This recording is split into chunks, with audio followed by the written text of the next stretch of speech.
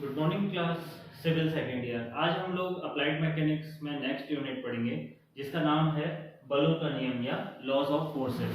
जिसे इंग्लिश में हम लॉज ऑफ फोर्सेस कहते हैं। ठीक है, तो जैसा कि हमने न्यूटन के सेकंड जो हमारा नियम है, न्यूटन का सेकंड नियम, उससे हमें पता चलता है क्या कि जो बल हैं वो मतलब कोई भी बॉडी अगर रेस्ट में है, अगर वो रेस्ट में है तो उसमें जब तक कोई एक्सटर्नल फोर्स ना लगे या एक्सटर्नल कोई कारक ना आए तो तब तक क्या बाहरी कारक आके उसे प्रभावित ना करे, तब तक उसकी बॉडी में कोई भी परिवर्तन नहीं होगा। ठीक है, वो बॉडी स्थिर रहेगी या वो बॉडी अगर गतिमान है तो वो गतिमान रहेगी। ठीक है, जब तक उसमें कोई एक्सटर्नल फोर्स ना आए।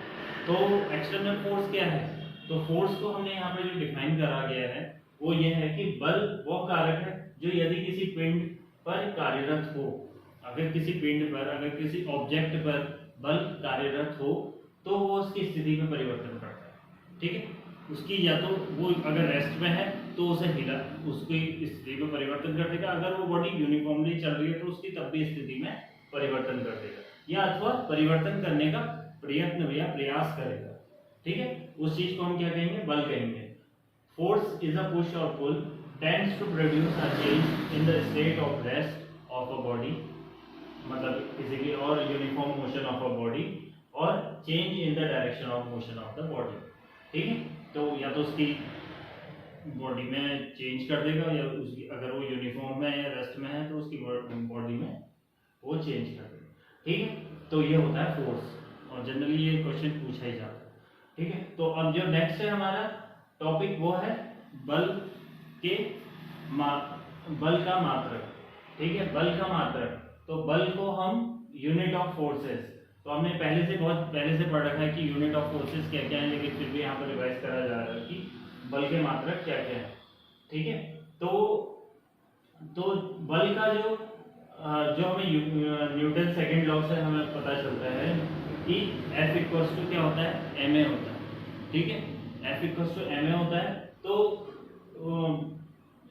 यहाँ पर F क्या है? फोर्स है। ठीक है, m क्या है? यहाँ पर m होता है द्रव्यमान।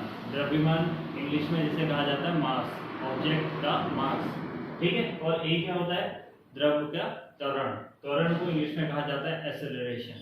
ठीक है, तो जो मास है, मास को जनरली हमें पता ही है कि मास को किस में लेते हैं? हम केजी में लेते हैं। तो हमने यहाँ पर मास इक्वल्स टू 1 kg लिख लिया। ठीक है, और एक्सेलरेशन को किस में लिखते हैं? मीटर पर सेकंड में लिखते हैं। तो इसको हमने किस में लिख दिया? 1 मीटर पर सेकंड। एक्सेलरेशन हो गया या त्वरण हो गया 1 मीटर पर सेकंड। ठीक है, अब हम इस इक्वेशन में रख देते हैं। F इक्वल्स टू 1 kg, यहाँ पर से 1 kg यहाँ पर आ गया, और A इक्वल्स टू 1 मीटर पर सेकंड स्क्वायर, 1 मीटर पर सेकंड स्क्वायर।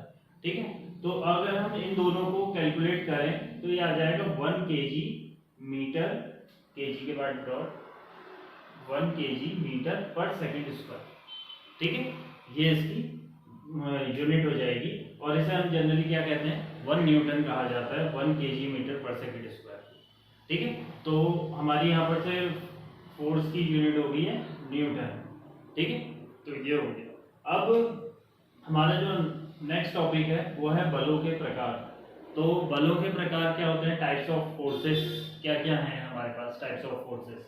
ठीक है, तो पहला जो टाइप है वो है बिंदु बल अथवा समकेंद्रीय बल। बिंदु बल अथवा समकेंद्रीय बल।